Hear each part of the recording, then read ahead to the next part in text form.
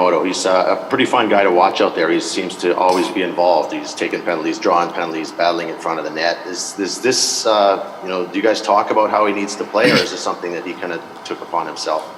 No, I think that's just the way he plays. I don't think anyone needs to tell Yamo how to play or the way that he needs to play to be successful. I think he figured that out last season, and he's showing it again this year. So, like you said, he's a lot of fun to play with. Makes plays. He wins so many battles for being a little guy. It's pretty impressive and fun to watch. So, obviously, we're looking to him a lot to get engaged, and obviously he's done a great job of that.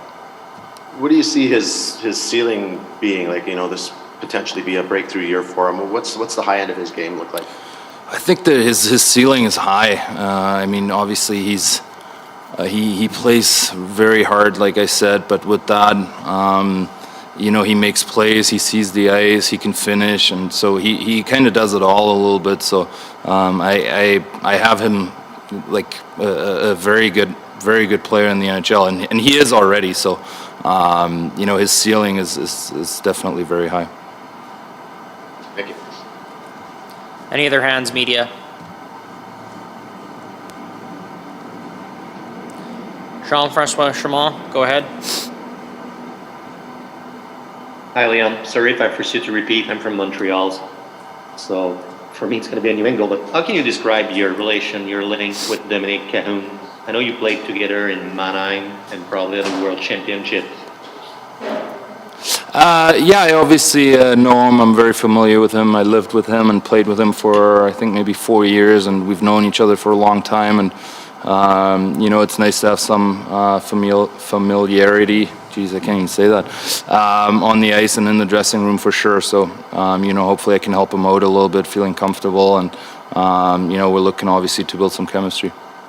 When he did not receive the qualifying offer from the Buffalo Sabres, did you push to Ken Holland saying we should give him a try? Were you trying to that's not my job. I think we have the right guys up there that see those players. Obviously, I helped trying to convince him to sign here, of course.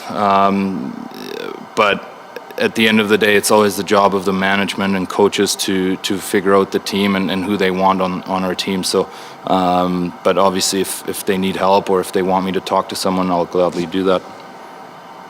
Thanks. Yep.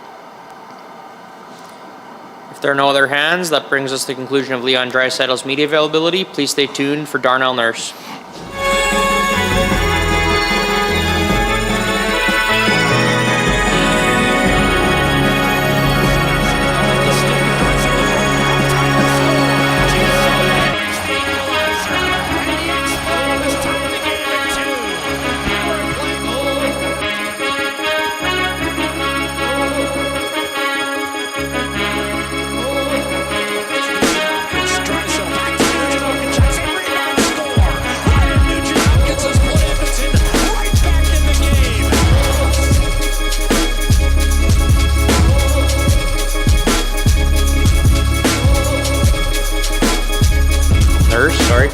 If you have any questions, please use the raise hand function. If you have a follow-up, please ask it following your first.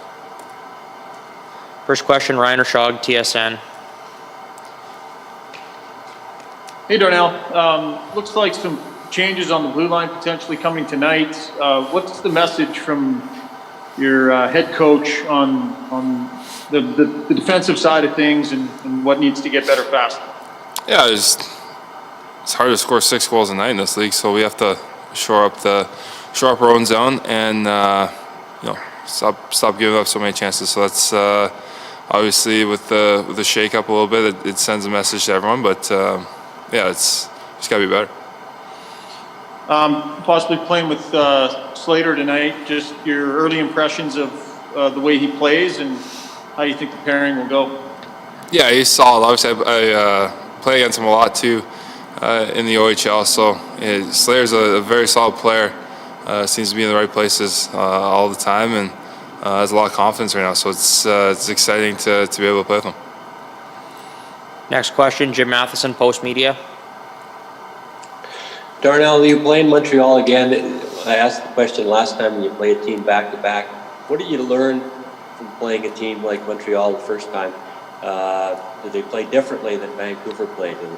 Faster, more aggressive, forecheck harder? What did you learn? Yeah, they played a really strong team game all around. They forechecked hard, played hard in their own zone. Their neutral zone was hard to come through. So, I mean, they presented a really good challenge, and that's the nice thing about the season is you get the opportunity to go back at them a couple nights later. So, obviously, it's a very strong team, a team that we're going to play a lot, but we have to make the adjustments that gave us so much trouble last game. Thank you. Next question, Rob Tychkowski, Post Media. Darnell, for young defensemen coming into the league, they seem to be able to adapt pretty quickly to the offensive side of the game. Lead pass and walking the blue line and all that sort of stuff. They kind of, the defensive struggle is where they have to really struggle to learn the game. Can you kind of talk to that evolution, what it's like, and why is it so difficult stepping into the NHL as a young defenseman? I think you just when you're coming into the league, you're so excited to play in the league, and for a lot of guys that play this level and they play in junior, you can get away with a lot of things in junior because you can either skate or move pucks, make good plays. And in this league, everyone can do that. So those things that you could get away with in junior and even in the minors a little bit, you can't get away with it at this level because you give guys a little bit of room and they make the most of it. So, I mean, it's nothing new. This happens to every defenseman. Every defenseman coming into the league, I feel like the defensive side is always the hardest part to learn. So, that's probably my take on it. How long does it take to get comfortable? And I know you're never really comfortable with some of the stars in the league that are bearing down on you, but how long till a guy really feels like, okay, I'm okay in this? Every guy differs, so it's tough to put a number on it. You guys will make up those numbers. So yeah, it's tough to put a number on that. Next question, Derek Van Diest, Post Media. Hi there, Nell. You guys, Montreal's a team you guys don't play very often and you haven't seen a lot of. I guess, both forwards, they're a little smaller and shiftier than Vancouver's is. Did they kind of take you a little bit surprised in that first game, and how do you kind of have to adjust to that in that second? Yeah, obviously they play different. I think just their compete level and the speed that they played at, they were relentless all night. They're a very good team. So yeah, I don't know. I mean, that's basically all you can really say about them. I mean, they're a good team. There's no surprises now. I mean, that's like I said. You play teams so often now. There's no surprises. The first one's out of the way. I mean, we're 3 games into the season, so we gotta take a hold of this. And how long does it take to kind of build that animosity towards a team that you don't see very often? Now you're going to see them 9 times this year. Does any emotions carry over from that first game to the second? Yeah, I think there's always emotions that carry over when you play teams so often. I mean, you even look all the years like you play teams in your own division. You play Calgary 6 times a year usually, and those emotions always seem to carry over. This is like a whole nother extreme because every team that you're playing at least 9. So yeah, those emotions will carry over for sure. Next question, Guillaume Lafrancois, La Presse. Hi, Darnell.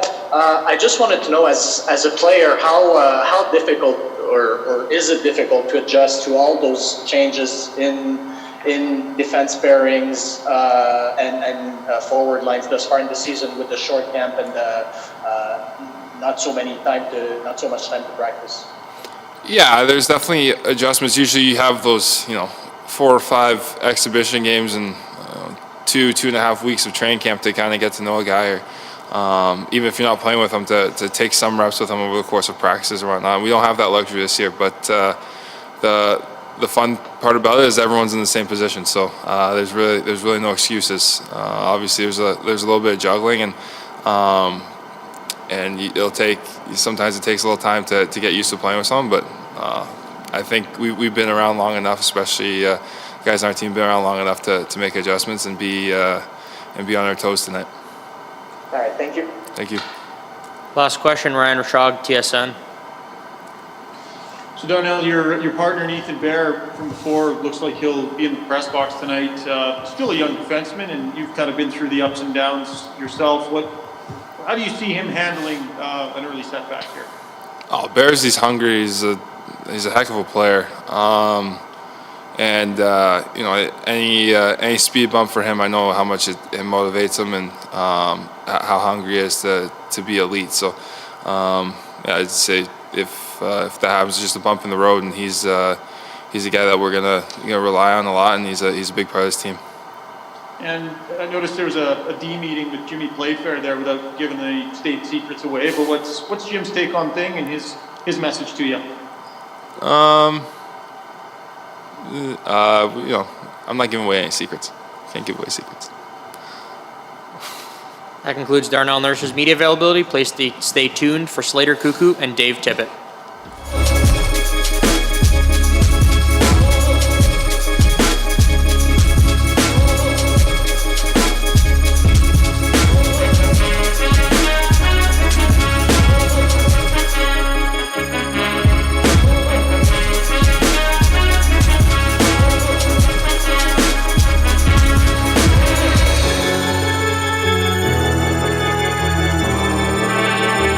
Joined by Slater Cuckoo. Again, if you have questions, please use the raise hand function. If you have a follow-up, please ask it following your first. First question, Jim Matheson, Post Media. Slater, it appears you're playing with Darnell Nurse tonight. Darnell says you played quite a bit against each other in the Ontario Hockey League. How do you think it'll go? Yeah, I'm looking forward to it. Playing with Doc is obviously an honor. He's a great player in the league. He has been for a lot of years now, so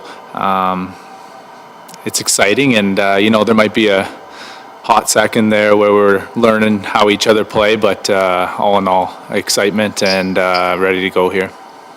You played right side. You played right side with Mata too. Are you comfortable? Does it seem a huge adjustment when one game you play left, one game you play right? Well, yeah, obviously last year I played the right side with Ole in Chicago, but all through camp I've been on the left, so I'm excited to get back there on the right. I was joking with Doc earlier this morning, saying he hasn't seen me in my true office yet, so it's exciting to get back there on the right and get back to playing over there. Next question, Derek Van Diest, Post Media. Slater, just want to ask you how you're fitting in 2 games in, how you feel out there. You look like you just jumped in right away, and it wasn't really much of a learning curve for you. Yeah, I think anytime you come to a new team, different systems. I've been watching a lot of video with the D coach there, and trying to learn as quickly as I can. First 3 games, 2 of them we've came out on the wrong side, so that's first and foremost. We got to get the wins there, but I'll continue to learn and grow.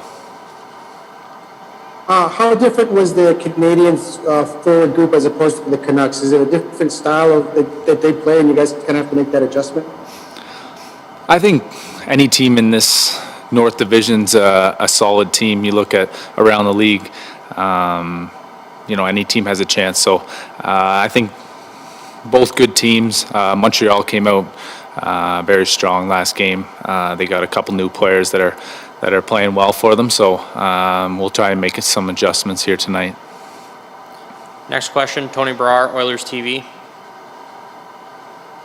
Hey Slater, sorry I missed the first couple of questions, so I apologize if this was already asked. After the game on Saturday, Adam Larsson categorized the first 3 games as a roller coaster. So when you guys look in the mirror, what are some of the things that you guys need to address starting tonight? Yeah, Lars put it well there. I think we came out of the gate not how we wanted to, and then had a solid second game, and then last game wasn't what we wanted either. So I think just getting that consistency in our play, not just the score. We're going to have nights where maybe it doesn't go our way, but we play well. It's just about getting that good feeling in the room and being in the game, having a chance. Some nights you're going to get a bad bounce or, run into a hot goaltender, but I think it's just about getting that consistency in our play. For you personally, is there any difference with playing with a left shot and having two left shots on the same pair as opposed to the traditional left-right? Yeah, there obviously is some differences. I try and address those differences in practice, just trying to get my feet moving back to that side. I think I found a lot of success last year on the right side, so it might take, like I was saying earlier, it might take a second just to learn where Doc's going to be on the ice, or him learning where I'm going to be is a big thing. So, but all in all, I like the right side, and I'm excited for the opportunity. Thank you, Slater. Any other hands, media? That brings us to the conclusion of Slater Cuckoo's media availability. Please stay tuned for head coach Dave Tippett.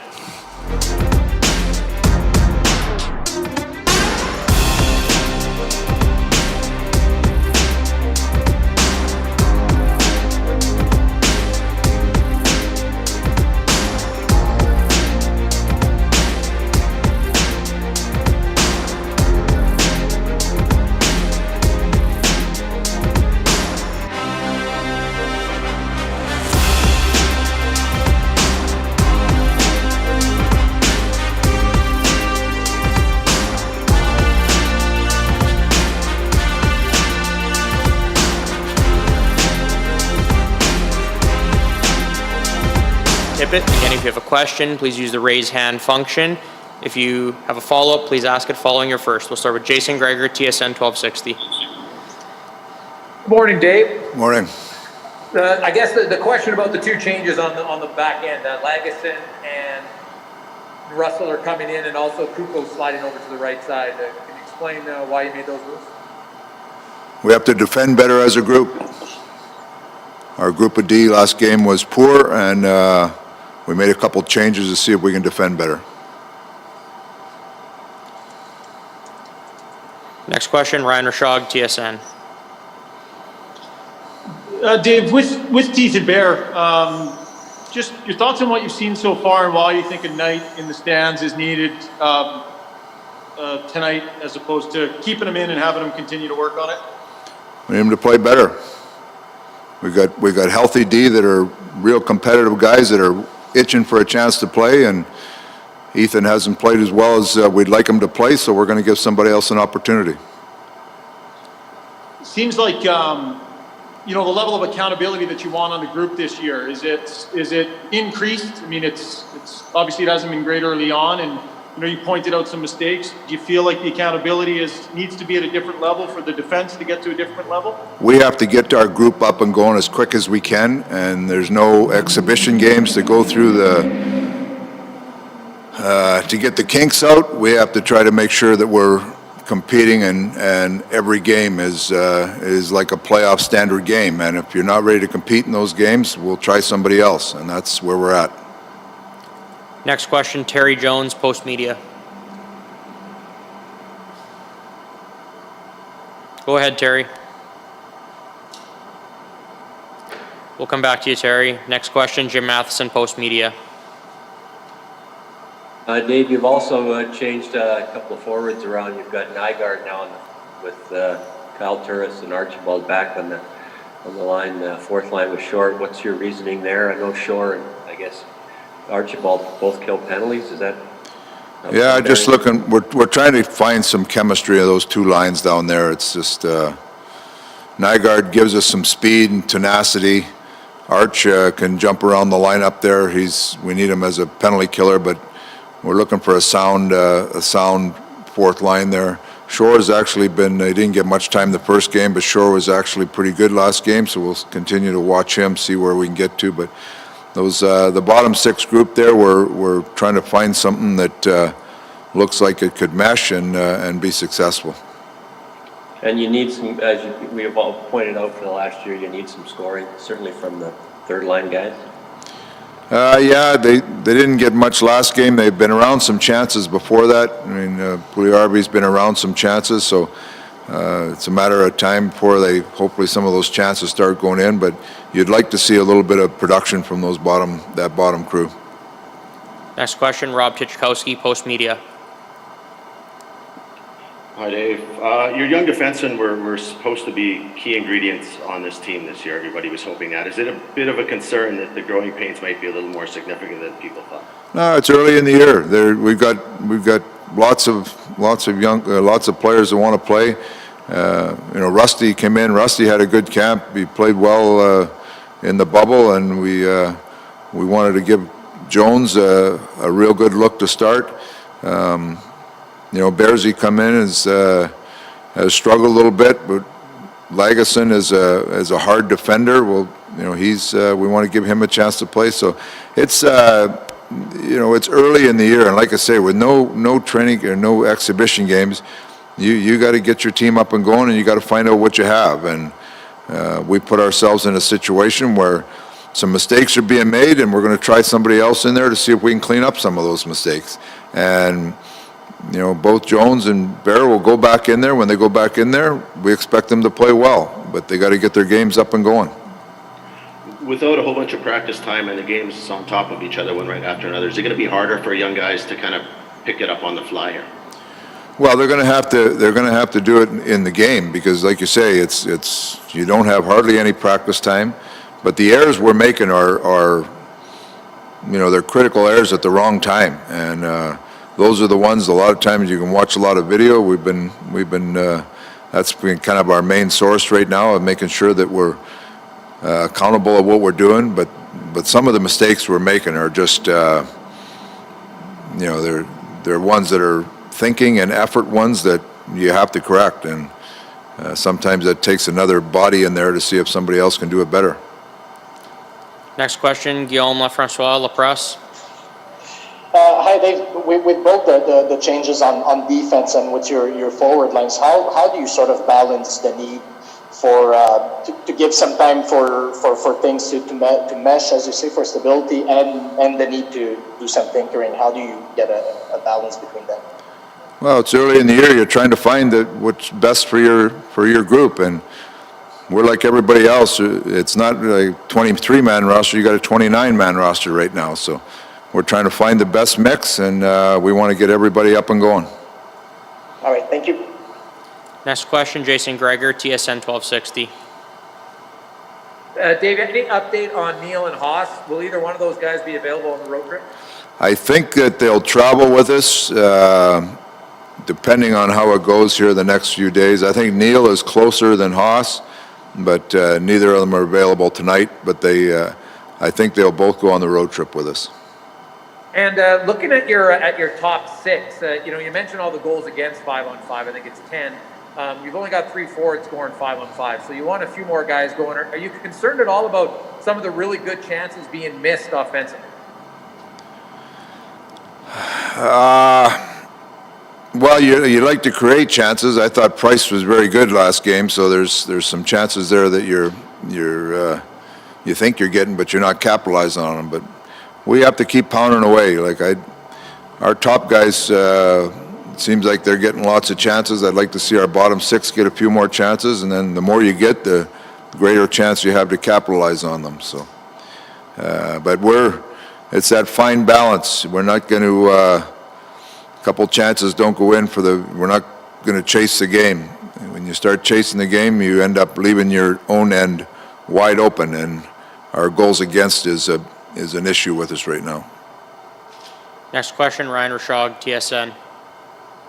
Dave, you mentioned Lagesson briefly there. Could you just take us through in your time here in Edmonton what you've seen of him? He hasn't had a ton of experience at the NHL level, but why you feel he's ready for this? He's a hard player. He competes hard, and I watched all his games when he played over in Europe this year, and his puck movement and the ability to make some plays just seems like it was very much improved.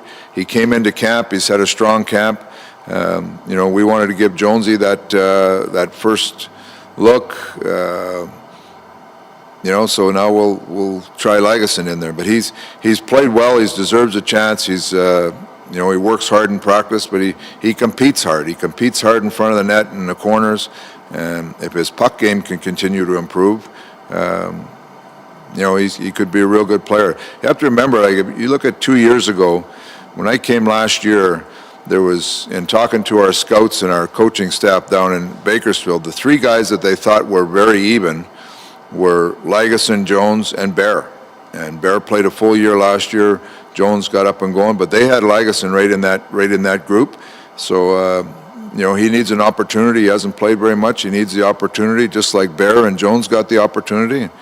And, you know, that's what I told him this morning. The opportunity's in front of you. Let's see what we can do. Last question, Jim Matheson, Post Media. Dave, you've given up 110 shots in 3 games. What's more disturbing, the volume of shots, which is 37 a game, or the quality of shots the other teams are getting? You know what, I'm not so worried about the shots. Vancouver's a team that just throws a bunch of pucks to the net. I'm more concerned about scoring chances.